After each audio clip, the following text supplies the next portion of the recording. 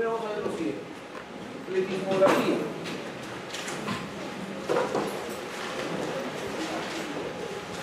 La pletismografía, ya hemos dicho que la diferencia, además de cómo es el procedimiento, nos va a reportar los volúmenes. Fundamentalmente mide el volumen residual. ¿Okay? Al medir el volumen residual, tenemos la capacidad residual funcional y tenemos la capacidad pulmonar total. Esa es la gran diferencia. La espirometría no medía volumen residual y por consiguiente no medía capacidad residual funcional y no mide capacidad pulmonar total. La pletismografía sí mide. Técnicamente existen dos procedimientos de pletismografía: pletismografía dilucional y pletismografía corporal. La pletismografía corporal utiliza una cabina, la persona adentro, ¿no? Y le hace la espirometría y de acuerdo al volumen de la cabina y de acuerdo a la masa corporal de la persona extrae un volumen, pero con la espirometría logra diferenciar los volúmenes y obtiene la diferencia del volumen residual. ¿De acuerdo? Al obtener eso, obtiene el volumen residual y por consiguiente obtiene todo el resto con una espirometría común. El procedimiento es muy similar. Mientras que la pletismografía que viene a ser fundamentalmente dilucional es un equipo en el cual usamos helio. Concentración conocida de helio en el aire inspirado, la persona respira, toma aire hondo, hiperinsula los pulmones, el helio ingresa, se diluye en los pulmones tanto del pulmón como del equipo y la persona expulsa el aire. En el aire expirado, la máquina mide la concentración de helio en el aire expirado y saca las diferencias de volumen y obtiene el volumen, la capacidad pulmonar total y de ahí obtiene todo el resto. ¿Okay? Independientemente del procedimiento de uno u otro, como no viene al caso, eso lo van a ustedes a ver en la parte de clínica respiratoria, cuando hagan su neumología, clínica respiratoria, lo que interesa es interpretar volúmenes y capacidades. ¿De acuerdo? Entonces, ustedes tienen el volumen tidal, la persona respira hondo, expulsa el aire y hace esta curva. Y obtenemos más o menos los volúmenes correspondientes. Volumen residual, volumen de reserva expiratorio, volumen tidal y volumen de reserva inspiratoria. Y estos volúmenes, la pletismografía lo reporta en una parte de barra. Y así es. ¿De acuerdo?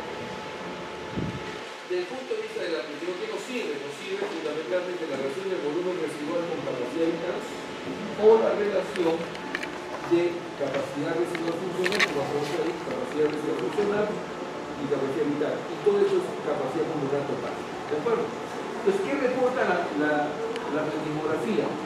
Además de una espirometría, porque la primera puede hacer espirometría igual, le va a reportar de volumen residual, le puede reportar volumen de reserva respiratorio, volumen tidal y volumen de reserva respiratorio. ¿Ok? Y me puede reportar, por ejemplo, capacidad residual funcional, o sea, volumen residual y capacidad residual funcional, que son los más importantes. Eso no significa que no reporte esto, puede reportar capacidad inspiratoria, capacidad vital, todo. Pero lo que me va a interesar desde el punto de vista de pletismografía y de interpretación es volumen residual, capacidad residual funcional y capacidad pulmonar total. ¿De acuerdo? De lo más importante. También obviamente capacidad vital. Pero además de esto, me va a hacer las relaciones del volumen residual con la capacidad pulmonar total y de capacidad residual funcional con la capacidad pulmonar total. Entonces tenemos este reporte fundamental de lo que viene a ser el reporte de la pletismografía. Entonces, veamos. Vamos a tener varias situaciones, varios escenarios, yo voy a poner 3 escenarios, que son los escenarios más frecuentes de la pletismografía, ¿okay? Y en los cuales tenemos que analizar cada uno de ellos. Vamos a poner el primer escenario. Y para hacerlo más sencillo inclusive, lo voy a reportar con un ejemplo de la espirometría. Todos nosotros ya hemos realizado espirometría y sabemos que existe el índice de difenol, ¿no? Que viene a ser la relación porcentual entre el BES1 y la capacidad vital del paciente. Esto cuando es menos del 70%, hablamos de un patrón obstructivo. Y Y también decíamos la capacidad vital forzada, menos del 80%, ¿qué decíamos? Restrictivo. Un posible restrictivo. En cambio el otro sí decíamos un valor objetivo. Y alguien por ahí me preguntó, ¿por qué posible restricción? Yo le dije, paciencia, vamos a todavía hablar de ritmografía y ahí tocaremos el tema. Porque si no me obligaba a entrar en el tema y ahí sí no nos iba a alcanzar el tiempo. Ahora vamos a entender por qué yo al principio digo siempre posible restricción. Pues vean, en un ejemplo hipotético de una persona que tenga estados variables, razón porcentual menos de 70 y capacidad vital menos del 80. Si le hago la ritmografía, voy a tener tres opciones o tres posibilidades. Vamos a poner que este es lo normal, su volumen residual y su capacidad vital. Y que la persona haga esto. Exageradamente hablando. ¿De acuerdo? Capacidad vital del 80% obviamente ha disminuido, porque antes era más grande y ahora está disminuido. O sea que yo tengo una capacidad vital forzada disminuida. O capacidad vital, como quiera, para no confundirlos. Porque solamente estoy alcanzando el volumen. La capacidad vital, en este caso forzada, disminuida. Está disminuida. Pero resulta que también tengo un patrón constructivo y eso se expresa porque tengo un volumen residual incrementado. ¿De acuerdo? O sea, el volumen residual con respecto a la capacidad pulmonar total, que es todo esto, está incrementado esto. Normalmente, ¿cuánto debió ser? 25, 30%. Y ahora está obviamente casi más del 50%. O sea, se ha incrementado el volumen residual con respecto a la capacidad pulmonar total. Y estas dos fracciones explican este evento. Pero acá, ¿qué tenemos? Que tenemos que la capacidad pulmonar total está normal. ¿Está claro? Porque es la misma capacidad pulmonar total que tiene, este es el valor normal y este es el que hace el paciente. Ok, primer escenario. Segundo escenario, me puedo ocurrir lo siguiente. Yo tengo igual mi volumen residual y mi capacidad vital. Un poco más. Ahí. ¿Ok? Lo normal, ¿no? Y resulta que el paciente haga este evento. Vamos a poner que haga así. Igual, exageradamente, volumen residual y capacidad vital. ¿Qué está ocurriendo acá? Primero, ¿la capacidad vital ha disminuido? Sí, ha disminuido. Yo tengo capacidad vital forzada disminuido, igual que este evento, igual que esto. Pero también tengo volumen residual incrementado, ¿ok? Como que acá también tengo volumen residual incrementado, en el caso de normal. Y también tengo que la razón porcentual del volumen residual por la capacidad pulmonar total también está aumentada, igual que acá. Estamos igual. Pero ¿cuál es la diferencia? Que mi capacidad pulmonar total está aumentada. ¿Y cuándo decimos que está aumentada? Cuando es mayor al 120%. ¿De acuerdo? O sea, cuando esta capacidad pulmonar total es más del 120% de su valor previsto. Recuerden que este es el valor normal y este es el que hace el paciente de la medición. Entonces, con esta biofilometría tiene otro comportamiento los volúmenes. O sea, es otro escenario, otra enfermedad. ¿Está claro? Y por último, el tercer escenario.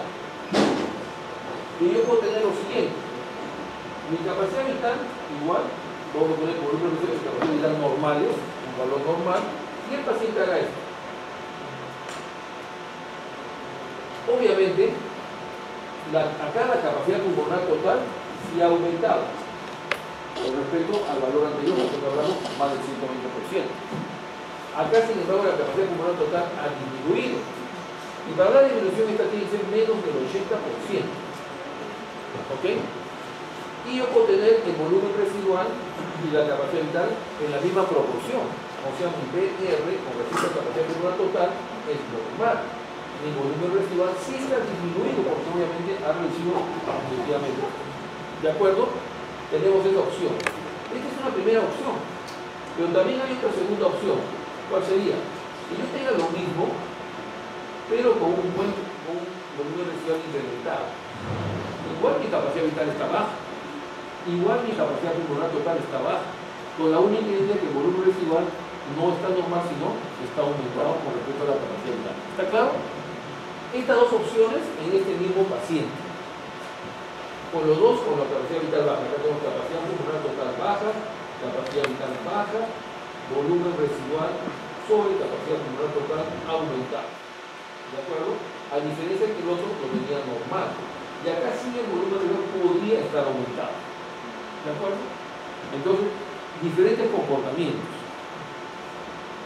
Este primer evento, habitualmente hablamos, se presenta, voy a poner un ejemplo de una enfermedad. Asma. El este asmático tiene un patrón mixto. Posible restricción más un patrón obstructivo. Y como está reteniendo aire, y el asma es una enfermedad funcional, este evento obstructivo es un evento funcional, que se traduce en un atrapamiento de aire. O sea, que hay un atrapamiento de aire. ¿Qué significa? Que es un evento funcional. Yo tomo 2 litros y cuando expulso, mi bronquio se cierra antes y se queda 500 adentro. Entonces boté 1,5 litros. Y eso hace que la capacidad vital haya bajado. Pero dentro se ha quedado y empieza a incrementarse el volumen residual. Entonces el volumen residual empieza a aumentar. Y eso hace que la fracción aumente. ¿Está claro? Entonces, mi paciente tendrá una capacidad vital disminuida, pero no porque sea un evento restrictivo, sino es un evento obstructivo que está dando una capacidad vital baja. O sea, en realidad no hay restricción. ¿Está claro? O sea, la capacidad vital está baja en estas circunstancias por el evento obstructivo. Por eso es que uno no dice hay un evento restrictivo, sino simplemente es una posible restricción. Cuando yo lo pongo acá, esto lo defino como un evento obstructivo y se acabó. ¿Por qué? Porque la razón porcentual del volumen residual ha incrementado y ha hecho que esta fracción aumente y la capacidad vital está disminuida como consecuencia del incremento del volumen residual, porque la capacidad pulmonar total sigue siendo la misma. Porque no hay daño estructural, hay daño funcional. ¿Está claro? Segundo evento. La capacidad pulmonar ha aumentado, y ha aumentado más del 120%. Y cuando aumenta más del 120% con un incremento del volumen residual, se llama hiperinsuflación. Y la hiperinsuflación no solamente traduce ya un daño estructural, daño de la estructura. O sea, no solamente es un daño funcional, un daño de la estructura. Este es un daño funcional. El daño funcional revierte con el tratamiento, porque solamente ha alterado la función, mas no ha alterado la estructura. En cambio, estas enfermedades, cuando hay hiperinsuflación, que se traduce en este 120% de incremento de capacidad pulmonar total, con incremento de volumen residual, estoy hablando de un daño de la estructura. O sea, eso no va a regresar a la normalidad. Esta capacidad vital con el tiempo va a ir disminuyendo cada vez más y el paciente va a estar con un tórax entonélico, lo llamamos clínicamente, el incremento tórax, pero respirando, porque la capacidad vital ha disminuido. Toma aire hondo, 2 alveolos más. Otra vez, 2 alveolos. Prácticamente no hay reserva, porque todo es volumen residual, todo es espacio muerto. El CO2 se empieza a incrementar cada vez más. Este es un proceso que va en el tiempo. Un paciente puede partir así normal, volumen residual y capacidad vital, y en el tiempo va haciendo eso. Va incrementando su capacidad pulmonar total, va incrementando su capacidad pulmonar total, hasta que obviamente incrementa considerablemente y el volumen va haciendo eso. ¿Me entiendes? Y esto está ocurriendo probablemente en años. Entonces, si uno no compara cómo va incrementando el volumen residual, no va a percatar la enfermedad y cómo hasta que llegue un momento que el paciente prácticamente no tiene capacidad vital.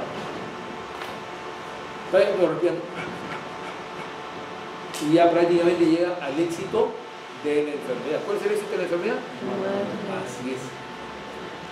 ¿De acuerdo? ¿Para qué entonces esperar todo eso? Obviamente. Entonces, por favor, te llama en 1 hora. Gracias. ¿Ya? Entonces, obviamente, ese es un escenario. ¿Ok?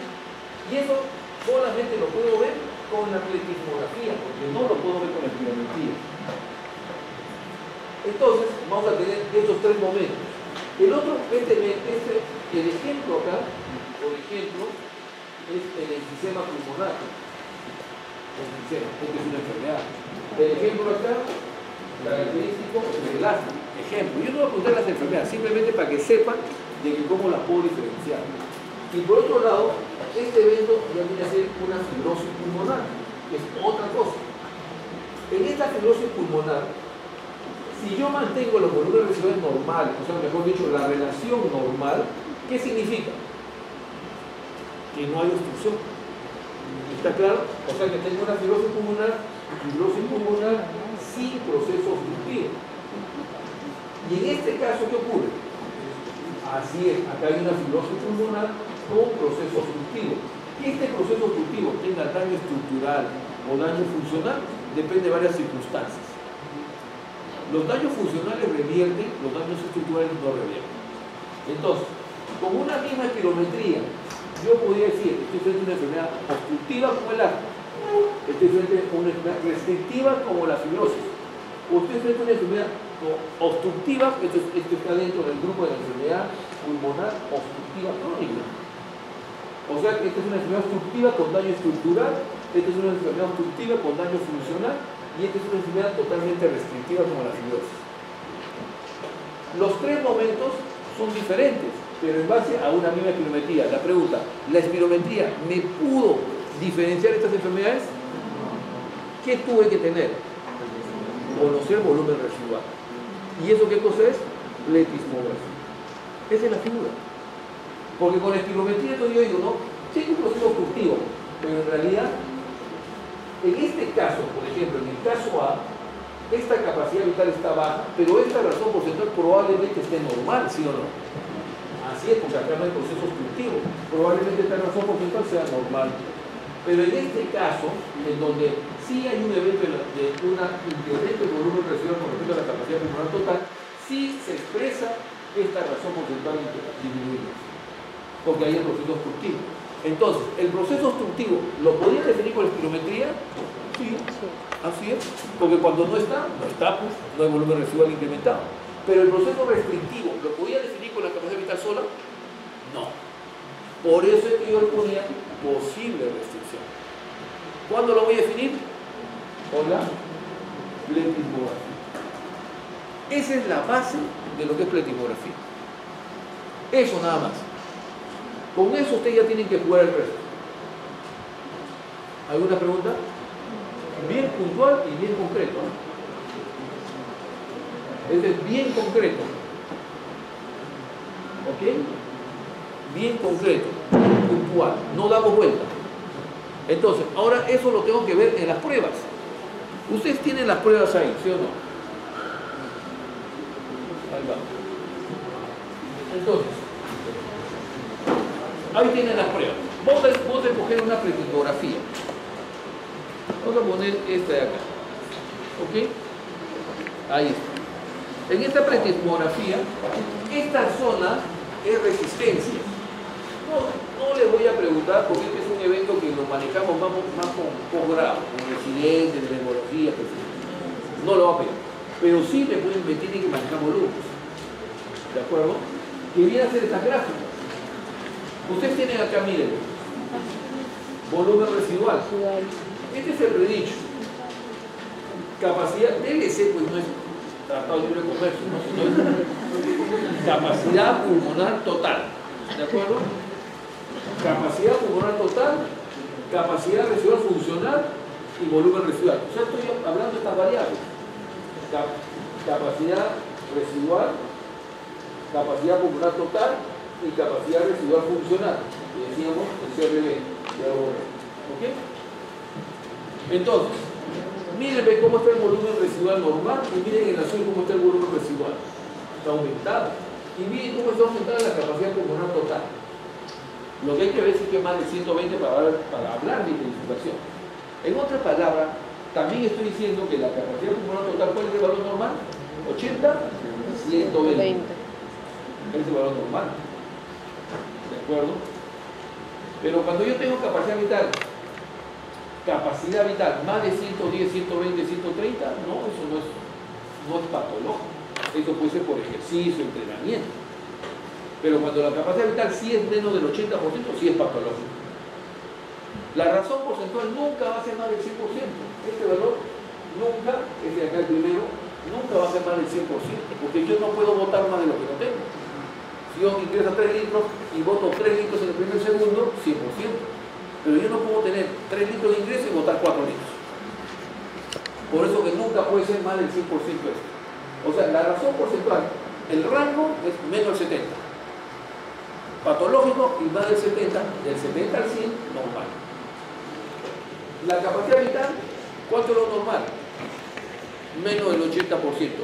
Y menos del 80% patológico y más del 80% normal. Que yo pueda tener 110, 115, normal, no pasa nada. Simplemente tengo más volúmenes que lo habitual porque he hecho entrenamiento, etc.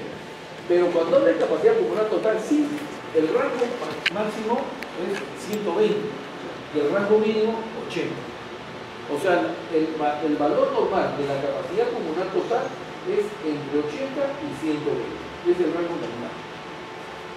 ¿De acuerdo? Teniendo eso, es claro. Y el volumen residual con respecto a la capacidad pulmonar total, ¿cuánto hemos dicho? 25, 30%. ¿Cuánto hemos dicho el CRD? No te hemos dicho esto, ¿no? Volumen residual y capacidad residual funcional.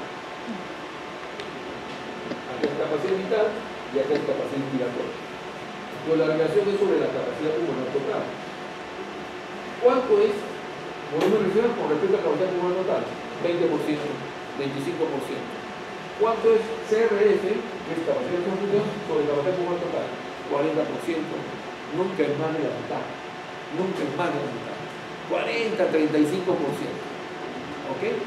Entonces, en la tabla de valores van a salir esos valores. Que miren. De todo esto, no se trata de analizar todo. Porque analizar todo es para un médico residente, a un especialista. Ustedes tienen que tener el concepto general básico. TLC. Predicho 690. Medido 7.55. 109%. Por encima del valor normal. Pero no está sobre el 120%. O sea, no hablo de hipertensión. Simplemente no hablo de hipertensión. Si está aumentado el valor normal, pero todavía está, uno puede decir, bueno, puede tener el rango. Todavía está aumentando. ¿Qué pasa si al próximo año ya no está en 109, sino está en 120 o 115? La tendencia, lo que les dije un momento, la tendencia. Ya me está diciendo, oye, esto se está yendo a mal. ¿De acuerdo? Recuerden su pirámide, cuando más yo me acerco al diagnóstico más funcional, más bajo, la enfermedad más precoz. ¿De acuerdo? Entonces, y mírenme, acá hay valores de 7.68, 7.75, 7.69. ¿De acuerdo? Entonces hay cierta tendencia al incremento. Volumen residual. Lo normal es 2.12. Lo medido 2.76. Y cuando hacemos la relación, el volumen residual de capacidad pulmonar es 31%, ese es el valor normal. ¿Y cuánto tiene? 36%. O sea, está incrementando. ¿De acuerdo? O sea, su normal es 31 y él está haciendo 36. O sea, esta relación del volumen de capacidad pulmonar se está aumentando. O sea, está yendo a un incremento. ¿Ok? Dependiendo de su espirometría, dependiendo de qué tratamiento y revierte esto, realmente es un paciente asmático, puede ser, no sé. ¿Ok? Veamos. Acá tengo, por ejemplo, entonces lo más importante acá es volumen residual sobre capacidad pulmonar total, capacidad pulmonar total y capacidad vital. Y este es el volumen residual puro. Estos serían los más importantes. ¿Ok? Llámame a las 6 porque estoy en clase, ¿ya? ¿Ya? ¿Aló? Sí, me llamas a las 6 porque estoy en clase. ¿Ya? Ya, ok. Acá hay otro. A ver. Igual. Miren, el volumen residual de 2 litros está acá. Acá. El volumen es 2.12. Y ahí está medido, es el 2.12 a ese nivel. Y el paciente hace más de 2 litros. Acá. Ojo que este límite inferior que es otra cosa. Acá. 2.36. O sea, incrementa el volumen residual. Inclusive, miren, le están dando un broncohilatador, para simplemente poner un ejemplo, que el broncodilatador tiende a disminuir la obstrucción, pero sin embargo no la disminuye. Porque después del broncodilatador, post-broncodilatación, sigue incrementado. Más bien de 2.12 se ha ido a 2.36. Por consiguiente, no hay mejoría. Y por consiguiente, el paciente no responde a un broncodilatador funcionalmente. Entonces no es un evento funcional, si es un evento estructural. Para eso es la prueba post-broncodilatación. ¿Sí? Otro ejemplo. Igual. Miren cómo está el volumen residual en esta prueba y en esta cómo incrementa el volumen residual. Miren cómo incrementa la capacidad residual funcional. Todo esto. Y miren cómo se queda solamente la capacidad vital, el volumen tidal. El volumen tidal más el resto del volumen de reserva inspiratorio. O sea, miren en realidad que tiene todo esto de acá, todo esto es capacidad residual funcional, casi 5 litros. ¿Y cuánto era? Más o menos de 4 litros. Entonces uno va y lo vemos en capacidad residual funcional. Capacidad residual funcional 4.92, casi 5 litros. El medido. El predicho 3.48, o sea 141% incrementado. O sea, esta relación de capacidad residual funcional sobre capacidad pulmonar total ha aumentado. ¿De acuerdo? ¿Eso qué significa? Obstrucción. Un evento obstructivo. ¿De acuerdo? Y acá lo ven claramente.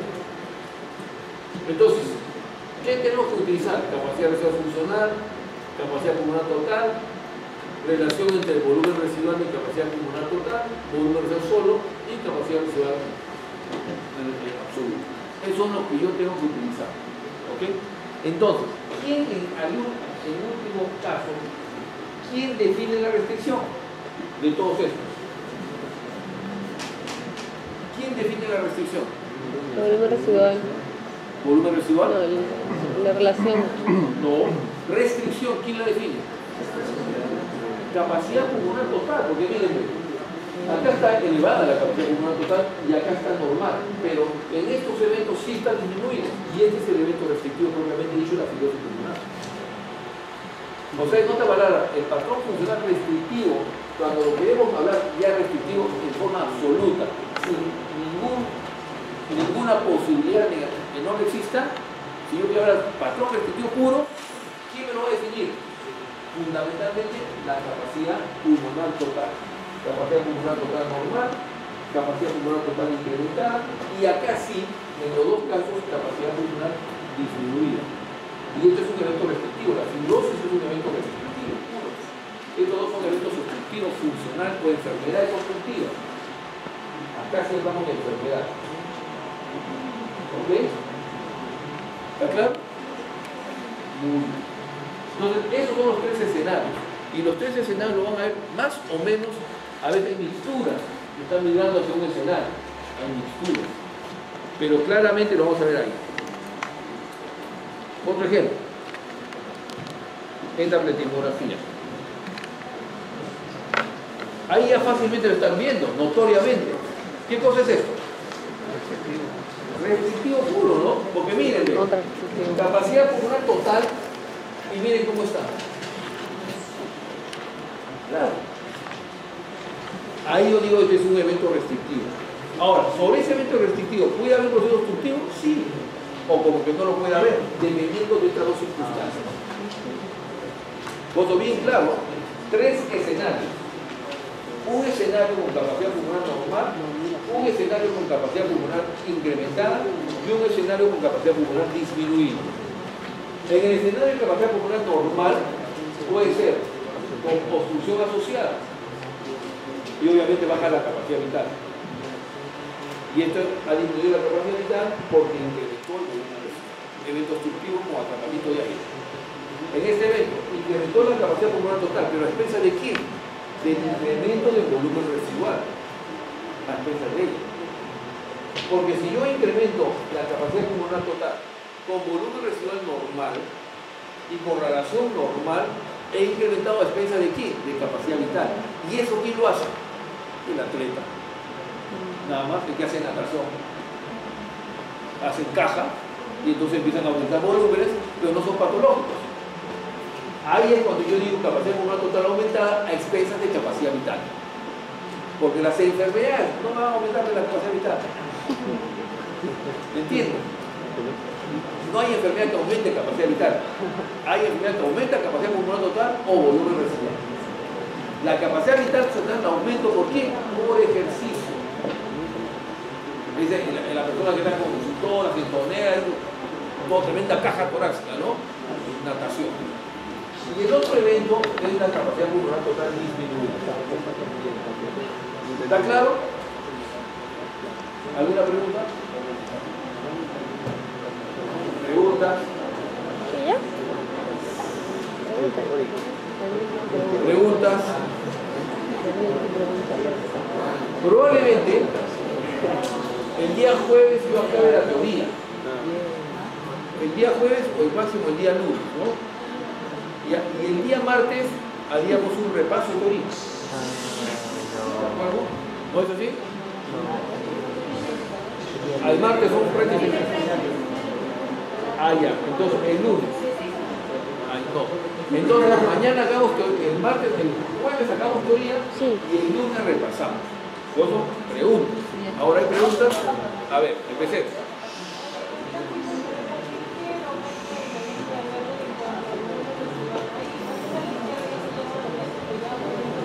Claro, o sea, sí. Si ya hay un pequeño aumento, ya está en el límite. O sea, en líneas generales, uno diría no, todavía no, pero probablemente la tendencia sí la fue. O sea, esta persona empezó a tener un volumen residual pequeño y fue aumentando hasta que lo veo en el límite normal. Cuando yo reviso la tendencia, estaba yendo. Y se va a definir mucho más allá, o sea, un tiempo más se va a definir, se va a poner más claro. Pero ya me está diciendo eso. ¿De acuerdo? Ya me está diciendo eso. Pero lo llamativo acá, ¿qué cosa es? Fundamentalmente una tremenda caída de la capacidad pulmonar total, ¿no? Si uno ve en el porcentaje, ¿cuánto vamos a ver? Miren, capacidad pulmonar total, 5.780 litros, o sea, 5 litros 780 centímetros cúbicos. ¿Cuánto hace la persona? 3 litros 260. ¿Cuánto representa? 56%. Volumen residual, obviamente ha caído, pero ha caído ¿en qué proporción? Miren la proporción. O sea, normal. O sea, no hay evento obstructivo, porque la proporción entre el volumen residual y la capacidad pulmonar total es 36% lo normal y el paciente hace 35%. O sea, esta proporción la mantiene normal. Ya sea capacidad residual funcional o ya sea volumen residual con capacidad pulmonar total. Las mantiene normal. Y si las mantengo normal, ¿hay obstrucción? No. ¿Sí? ¿Me entiendes? Entonces, cuando uno hace el análisis, entonces ese cachito que estaba allá es simplemente una eventualidad. ¿Ok? ¿Qué más puedo rescatar de esta prueba? Capacidad residual funcional. ¿Cuánto hace? 2.04, o sea, prácticamente casi un litro menos, 900 centímetros cúbicos menos. Solamente capacidad residual funcional. 2.16, 1.24. ¿Ok? O sea, esas expensas de volumen residual. Otra. A ver esto. Esta es una espirometría ya. Este es diferente. Este es de espirometría. ¿Qué me está diciendo? Miren. En espirometría existe el elemento de reversibilidad. Este para el otro grupo no le he dicho, o sea, te lo voy a tener que decir después. Probablemente lo diga en la teoría. ¿Qué cosa es la reversibilidad? La reversibilidad de una prueba es cuando nosotros demostramos que el BEF1 de la espirometría ha mejorado más del 12% post-broncodilatación. Reversibilidad es cuando definimos que el volumen expiratorio forzado del primer segundo, que es el BEF1, ha mejorado más del 12% post-broncodilatación. Ejemplo, yo hago una prueba pre-broncodilatación y después hago una prueba post-broncodilatador. O sea, yo salbutamol, que es un broncodilatador. Post. Ven un BEF1 y lo mido en porcentaje y me sale 50% en porcentaje. O sea, ¿qué he medido? He medido el valor que hace el paciente con respecto al valor previsto y le saco un porcentaje. El paciente, por ejemplo, tenía que tener un valor, vamos a poner de 5 litros de BEF1 y hace 2.5. Entonces, este 2.5 representa el 50%. ¿Correcto? Le doy un broncodilatador y espero un tiempo determinado que haga efecto el medicamento. 20 minutos, 30 minutos. Y ya hago una nueva prueba. Y este 2.5 se convierte, vamos a ponerle que se convierte en 4 litros. ¿Ok? ¿Cuánto representa 4 de 5 litros? 80%. ¿Y cuánto es la diferencia entre el 50 y el 80? Más 20%. ¿Y cuánto es la reversibilidad ahí? 20%. ¿Qué dice para definir reversibilidad? Más de 2. Entonces hay una reversibilidad positiva. ¿Qué es de reversibilidad positiva? Vuelvo a repetir. ¿Ya? Para hablar de reversibilidad, este parámetro del BEF1 debe mejorar más del 12% post-broncodilatador. Para eso yo tengo que tener un valor previo pre-broncodilatador. Si no, no puedo saberlo. Entonces vamos a poner ejemplo. El valor normal, 5 litros. Y el medido, 2.5. Eso representa el 50% en la primera prueba. Le doy el broncodilatador y le hago una segunda prueba. Y el BEF1 de 2.5 se va a 4 litros. Y 4 litros de su valor previsto, ¿cuánto es? 80%. ¿Cuánto es el porcentaje de cambio? Porcentaje de cambio del 50 al 80, 30%. O sea que, ¿cuánto es lo que me pide para que la prueba sea positiva? 12%. O sea, una reversibilidad más del 12% es un test de reversibilidad positivo. ¿Eso en quién se ve? En los asmáticos. Y ahí es cuando uno define el asma. Por un ejemplo. ¿Qué estoy utilizando? Pruebas de función pulmonar. Reversibilidad. Utilizando en este caso el porcentaje. Entonces uno dice, reversibilidad es cuando el BEF1 mejore más del 12% post broncodilatación. Correcto, ¿no? Eso es lo que estoy diciendo. Y el otro criterio de reversibilidad es que el BEF1 o capacidad vital forzada mejore más de 200 centímetros cúbicos post broncodilatación. Acá cuánto ha mejorado? De 2.5 a 4 litros. O sea, ha mejorado ¿cuánto? 1,5 litros. 1.500 centímetros cúbicos. Y con que mejore 200 ya es reversible. ¿Está claro? Entonces la reversibilidad maneja dos criterios. Uno u otro. Cuando el BEF1 mejora más del 12% o cuando el BEF1 o la capacidad vital mejora más de 200 centímetros cúbicos. Post broncodilatación, uno dice que es de reversibilidad. Entonces, ese mismo concepto está acá. ¿Acá ha habido reversibilidad positiva o no? En esta prueba. En la prueba que está en la pantalla, ¿hay reversibilidad o no hay reversibilidad? ¿Sí? Veamos. BEF1. 15%. Porque ya están viendo el porcentaje de cambio. Porque miren, ha mejorado el BEF1 de un 78%, se ha ido a un 89.7%, con un cambio de 15%.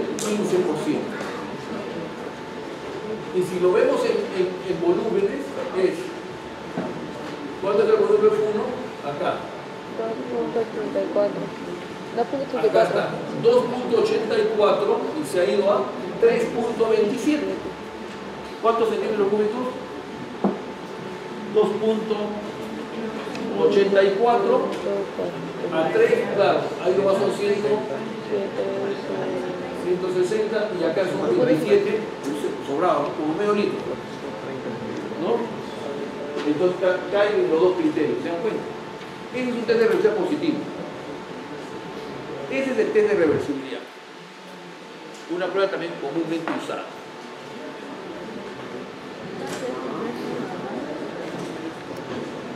Y esto es capacidad vital lenta, que es la pletismografía, que es lo mismo. ¿Cuál es el daño ahí? Así es, ¿ya ven? Miren la capacidad pulmonar total de casi 6 litros y miren lo que hace el paciente. No llega a 3 litros. Y lo vemos acá, ¿no? Y lo vemos ahí. Voy a bajarlo más. Ahora, acá, por ejemplo, no han registrado los valores de capacidad pulmonar total, porque es probablemente está en la otra tabla. Acá solo están registrando valores de capacidad vital lenta, o sea, volumen vital, volumen respiratorio y volumen expiratorio, nada más. ¿Okay? Sin volumen residual. Pero ya estamos viendo que sí ha disminuido tremendamente, ¿no? Un momento, resta.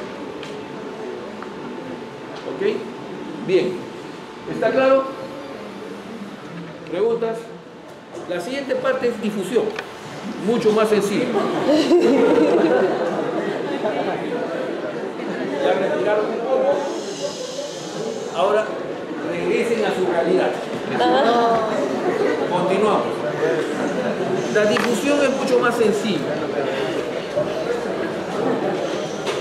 La difusión es ya hemos hablado algo en la teoría de la difusión, ¿no? Que nos mide esa membrana alveolo capilar. Mucho más sencillo. Y ya hemos hablado que esa difusión mediante una variable que es la hemoglobina. ¿De acuerdo? ¿Recuerdan lo que hablé en teoría, ¿no? De difusión. Ok.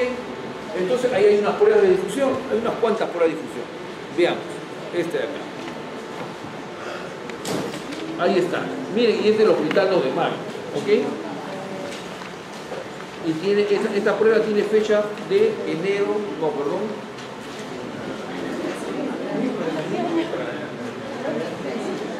Ahí está la fecha, ¿no? Noviembre de 2013 a las 12. ¿Saben? Porque es un equipo nuevo. Estos equipos de difusión en la cabina, yo se lo decía al grupo de práctica, miren la diferencia de costos, ¿ah? Un espirómetro, que es el que yo tengo acá, el que juego con ustedes, todas esas cosas y que lo utilizo para mis pacientes, todo. Como todo un juguetito, ¿no? Es uno lo utiliza. ¿Cuánto cuesta? $1.500. No es nada, en realidad. ¿Cuánto cuesta un $1.500? Claro. O sea, no cuesta nada en relación a cuánto cuesta un pletimógrafo. ¿Cuánto cuesta un pletimógrafo? $120.000. Ahora, obviamente, ustedes cuando sean médicos van a elegir una especialidad cualquiera, van a elegir. Por ejemplo, eligen una especialidad de gastroenterología. Yo no soy gastroenterólogo. Correcto. Van a salir y van a ir a competir. Pero el gastroenterólogo pues, necesita procedimientos para diagnosticar. Endoscopía digestiva, necesita pancreatoscopía, aguja de biopsia, etc. Y esos equipos cuestan. Y entonces ustedes van a tener que comprar equipos para poder ofertar un diagnóstico preciso. Porque si no van a tener que estar alquilando el equipo. O van a tener que trabajar para alguien. ¿De acuerdo? En la vida dicen que hay 3 momentos. 3 momentos. El primero, uno trabaja para otro. Y ustedes van a salir de acá y van a trabajar para otro. O sea, van a trabajar en un hospital para alguien. Van a ir a una clínica para alguien. Segundo momento, trabajan para sí mismos. O sea, ahora yo produzco para mí. Y tercer momento, que otros trabajen para uno. ¿De acuerdo? Ya son dueños de un centro médico, tienen una clínica, ya ustedes solamente hacen una consulta porque me gusta la medicina. ya no tienen la necesidad porque hay otro grupo de gente que va a trabajar con ustedes. Así es la vida. Así hay que pensar. Eso no quiere decir que no deje de ser una actividad humanitaria, obviamente. Tienen ustedes un criterio de la medicina como vocación, pero tienen que trabajar así. Entonces, Y eso pasa por toda esta formación. Se dice que un médico aproximadamente demora entre 15 años como médico para que ya tenga una posición. La cosa no es fácil. Su recorrido todavía falta. Terminan, van a ser médicos, van a tener que hacer un posgrado, su residentado, su especialidad, van a ubicarse en un hospital, van a empezar a desarrollarse, van a hacer su maestría, su doctorado, su capacitación, su especialización, y eso va a demorar 10 años. Y en 10 años aproximadamente ya uno se siente con solidez, ¿de acuerdo? Y de ahí empiezan a construir su vida 10, 15 años. Es así. Entonces no se desanimen.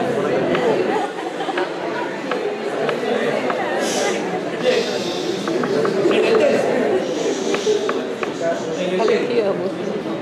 La difusión de monóxido de carbono ya hemos visto que es el procedimiento de ver cuánto de monóxido atraviesa la membrana y cómo lo mide. Entonces me reporta un resultado. En primer lugar, van a ver una curva en donde la persona está respirando, hace una inspiración máxima, ¿okay? Hace una inspiración máxima y hace una apnea. O sea, y aguanto la respiración. 10 segundos. Y el equipo me insufla los pulmones con presión positiva y me ingresa una concentración conocida de monóxido y que atraviese la membrana en esos 10 segundos. Y después sopla todo y boto todo el aire. Y me mide las concentraciones en el aire expirado. Y me las compara y me saca la diferencia. ¿Ok? Pero decíamos que había factores que influenciaban, que era la hemoglobina. Recuerden que yo le puse componente membrana y componente sanguíneo. Y en componente sanguíneo puse dos variables, el flujo y la hemoglobina. Y dije el flujo no es problema porque mientras que el paciente tenga una buena presión, una buena frecuencia cardíaca, yo asumo que tiene un buen gasto cardíaco. Y como lo hago en reposo, no hay problema, entonces el flujo está asegurado. Y la hemoglobina tengo que corregirla, porque no es lo mismo que vaya con una prueba, con una hemoglobina de 3 gramos, de 7 gramos, 8 gramos, 15 gramos. Entonces tengo que corregir la hemoglobina. Y después iba al otro lado y decía, lo de membrana, el área. Allá mi paciente con que no venga con ninguna cirugía de pulmón, no hay problema, porque si viene con una cirugía, le pregunto, ¿cuánto de cáncer? Me han hecho una lobectomía, correcto. Tanto por ciento se reduce y se corrige la prueba. Porque los pacientes que ya se han operado ya tienen esa información, porque les dicen, señor, usted lo hemos operado, le hemos sacado un pulmón, para que cuando llegue una emergencia, bueno, sepan que le han sacado un pulmón. Entonces el paciente, así como sabe su grupo sanguíneo, dice, yo soy operado tal cosa. Entonces da la información. Entonces es una información veraz que la consideramos. Y el otro es el área y el otro era los gases que voy a emplear. Y en este caso, como empleo monóxido, yo ya sé esas concentraciones, también está corregido. Y el resultado final, ¿cuál va a ser? Grosor de la membrana. Entonces, ¿yo cuál del delco tengo que utilizar? Olvidemos del resto, porque el resto ya son la parte específica. ¿Qué me interesa? Miren, acá está la hemoglobina porque hemos ingresado el valor del paciente. O sea que esta es una prueba corregida. Porque si yo no encuentro este valor de la hemoglobina, sencillamente lo han hecho sin corregir. Y probablemente el valor del delco corregido sea muy igual al valor del no corregido. Acá está corregida, es un valor del delco. Delco dice corregido, predicho, 1.15 es el medido. 75%, o sea que está normal. O sea, lo normal siempre es 80% para arriba, ligeramente bajo. ¿Ok? Del delco corregido. ¿Qué es lo más importante? Entonces, el delco corregido con relación al volumen alveolar. ¿Cuál pues? En los normales 1.53 y el paciente hace 1.15, que es 75%. Y así puede haber otros valores que no vienen al caso. Capacidad pulmonar total, etcétera, que no vienen al caso. Que lo podemos ver en la pletimografía con mayor no nitidez, sino con mayor exactitud, digamos. Entonces, acá está. Veamos esta otra. Este delco. En este delco, ¿cómo está el valor? Delco corregido igual. Mírenme. 1.65, 0.77, 46%. Bajo. ¿Qué cosa es eso? Eso va a entrar mucho en lo que nosotros hablamos de la enfermedad de la membrana. ¿Quién es la enfermedad de la membrana? La fibrosis. O sea, en neumología, en el capítulo clínica neumológica, hay un grupo que se llama enfermedad pulmonar intersticial difusa. O sea, ese intersticio, esa membrana alveolar, o sea, hay un grupo, son como 80 enfermedades que caen en esa membrana. Imagínense, uno como especialista, yo no voy a venir acá a hablar y ustedes tampoco en medicina no le van a hablar de las 100, de las 80, le van a hablar para las más frecuentes nada más. Claro. Lo que más probablemente vean ustedes en el campo. Ya los especialistas les tengo que saber todo. Yo al reciente les tengo que preguntar todo. ¿De acuerdo? Entonces caen una serie de enfermedades, pero todas se comportan de una u otra manera así. ¿De acuerdo? En este caso, un delco del 46% disminuido, notoriamente disminuido. Otro ejemplo.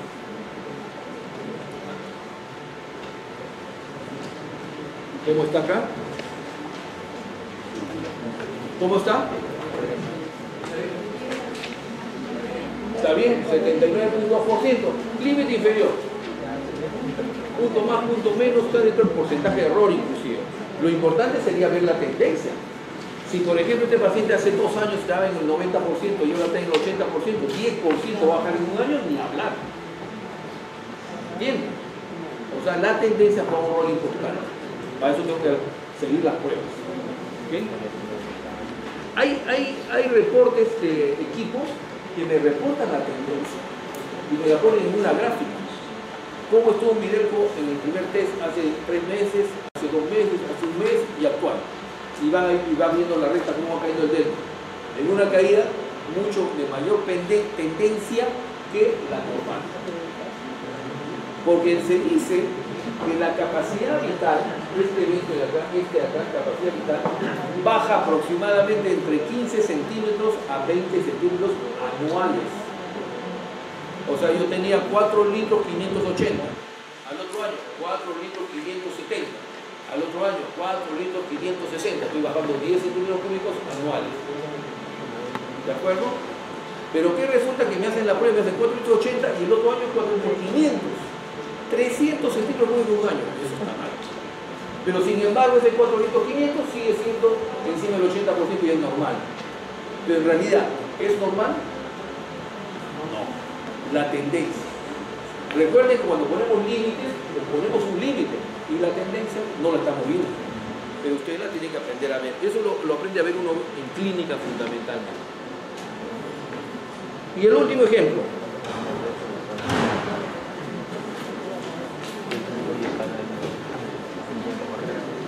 ¿Cómo está? Igual, ¿no? 76%. O sea, el ejemplo más notorio es que fue 40 y tanto por ciento. Efectivamente, el delco puede estar aumentado, sí puede estar aumentado. ¿Y cuándo puede aumentar? Fundamentalmente cuando... Recuerden que está en relación a la hemoglobina. ¿De acuerdo? Entonces, si yo tengo más alta la hemoglobina, más difunde y el valor sale aumentado. Entonces, aquellos pacientes que tienen hemoglobina alta, su resultado de delco puede estar aumentado. Y hay muchas enfermedades que pueden aumentar la hemoglobina, la hemorragia alveolar, las vasculitis, etc. Y por consiguiente el delco puede venir aumentado independientemente a la membrana y simplemente por el evento de la hemoglobina. Entonces por eso que tengo que corregirlo a la hemoglobina. Pero ojo, yo puedo venir con una policitemia, ya han hecho sangre, ¿sí o no? ¿Saben lo que es policitemia, no? Y yo veo venir con una policitemia, le vamos a poner de 18 gramos de hemoglobina, con muchos riesgos obviamente, trombol y otras cosas, y me sale un delco elevado. Entonces yo puedo darle una explicación a esa hemoglobina. ¿De acuerdo? Tengo que darle una explicación. ¿Sí? Entonces sería, y todas las enfermedades que condicionen incremento de hemoglobina pueden incrementar el delco. Como que también puede incrementar el delco aquellas enfermedades que incrementan la frecuencia respiratoria porque hago más intercambio gaseoso. ¿De acuerdo? Muy bien, entonces el delco es eso. Y ahí están todos los del delco. ¿Bien? ¿Alguna pregunta? Entonces ya hemos revisado espirometría, pletismografía y difusión de modos, sobre todo las interpretaciones. Hay que asociar las 3 pruebas, ¿sabes? Hay que asociarlas. El análisis viene ahí. La próxima práctica que voy a hacer con ustedes es la de gases arteriales. Gradiente alveolo arterial, saturación de oxígeno, que ya hemos hablado, ¿no? Y ya les he mostrado lo que es un oxímetro de pulso, ¿no? Creo que ya les había mostrado, ¿no? Que lo que mide obviamente es la saturación de oxígeno. ¿De acuerdo? Teóricamente yo voy a tener 97 a más. Teóricamente.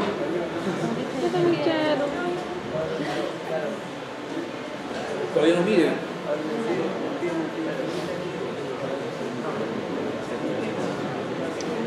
Ahí está. 98%.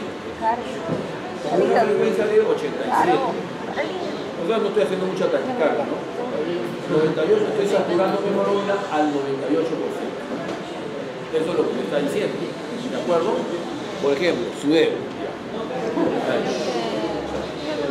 Ahí nomás. Cuidado que se caiga. Ahí, por ejemplo,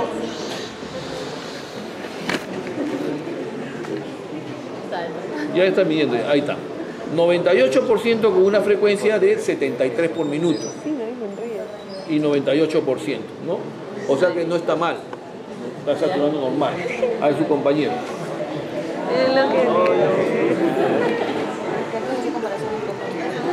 ¿Cuáles son las circunstancias por las cuales no puede medir? Esmalte. Muchas veces el esmalte de uñas puede evitar. 98% con una frecuencia de 83. ¿Se dan cuenta? ¿No? Entonces, un procedimiento tan sencillo que me está viendo la oximetría de pulso. La saturación, lo que hemos hablado en la curva. ¿Cuánto es su PO2 de ellos? Su presión de oxígeno debe ser siempre sin necesidad de pulsarle la arteria. Presumo, no puedo confirmar. ¿Cuándo lo confirmo? Cuando le haga el análisis de las arteriales y tenga el valor real. ¿Ok? 99%, 70% de frecuencia cardíaca. ¿No? Lo importante es entender lo que refleja. Eso es lo importante. Yo lo utilizo como una herramienta de trabajo. O sea, yo veo a mi paciente, así como estoy conversando, le pongo su oxímetro de pulso y veo cuando está agitado, veo allá, está saturando 80%. Inmediatamente antes de seguir hablando, ¿qué hago? Oxígeno. Porque de repente se me cae ahí un paciente en el consultorio. Entonces le pongo oxígeno, le pongo el oxímetro y veo cómo sube. Ahí ya subió 92, me pongo ya recién converso con el paciente, porque sé que no se me va a complicar, pero obviamente está delicado. ¿De acuerdo? ¿Sí? Antes está tomando una. Muy bien. Ok, ¿preguntas?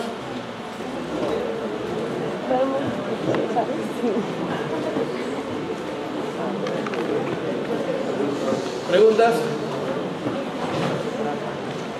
Bien, si no hay preguntas, entonces, tarea. Tienen los ejercicios, tienen las espirometrías, así que por favor, este día, el miércoles que queda de mañana que no hay clases con fisiología, empiecen a interpretar.